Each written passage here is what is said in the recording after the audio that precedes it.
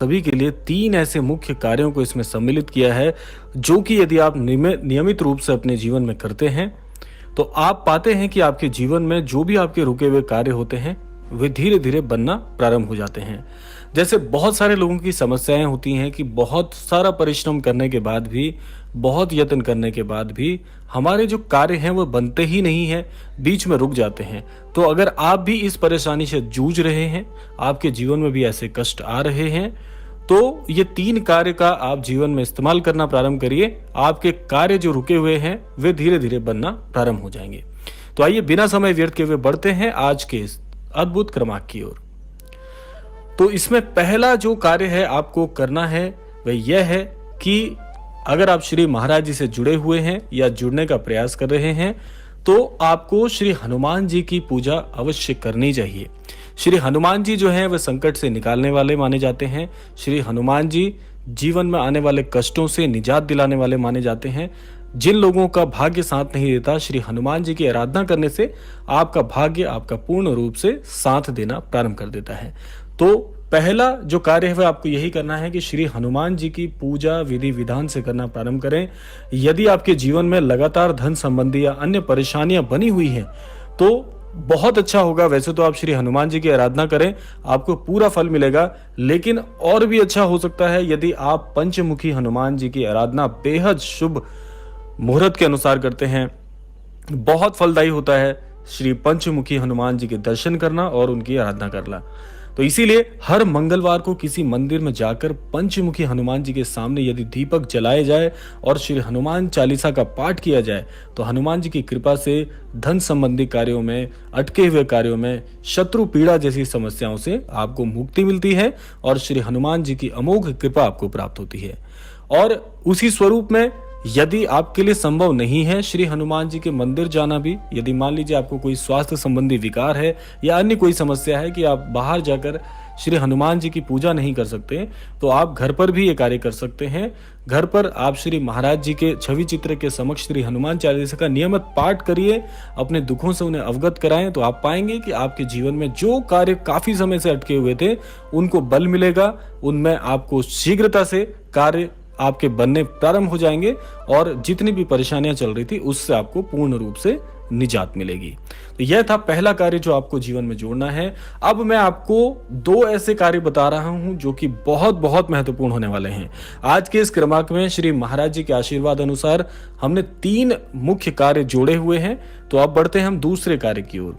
दूसरा कार्य आप क्या कर सकते हैं कि आपको जो तुलसी मैया है उनको आप जानते ही होंगे कि घर में हम उन्हें स्थान देते हैं, उन्हें पूजा प्रदान करते हैं, उन्हें पूजा अर्पण करते हैं। तो इसमें आपको एक छोटा सा उपाय करना है।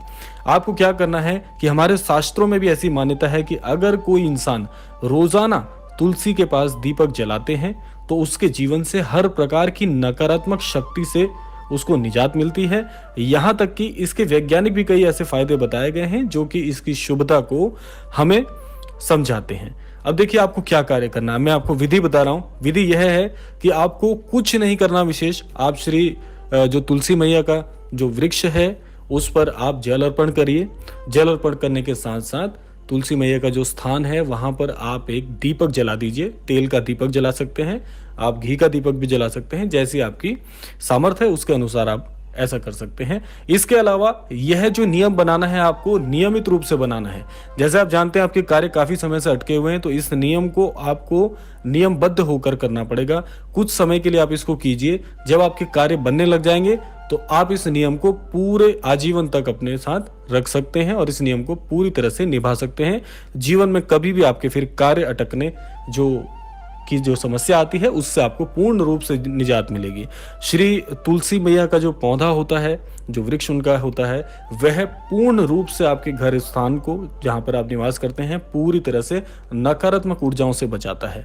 जैसे घर से बाहर जितनी भी नकारात्मक ऊर्जा जाती है, उसी प्रकार से यदि आप जीवन में ऐसा शिष्टाचार करते हैं, किसी से गलत व्यवहार करते हैं, तो उसी प्रकार से नकारात्मक ऊर्जा घर में प्रवेश भी कर जाती है। तो जो तुलसी मैया का पौधा होता है वो इन नकारात्मक ऊर्जाओं को जो घर में प्रवेश करने वाली होती हैं उससे निजात दिलाता है, उसको घर में प्रवेश नहीं करने देता। तो इसीलिए जीवन से नकारात्मकता को निकालने का ये प्रतीक है।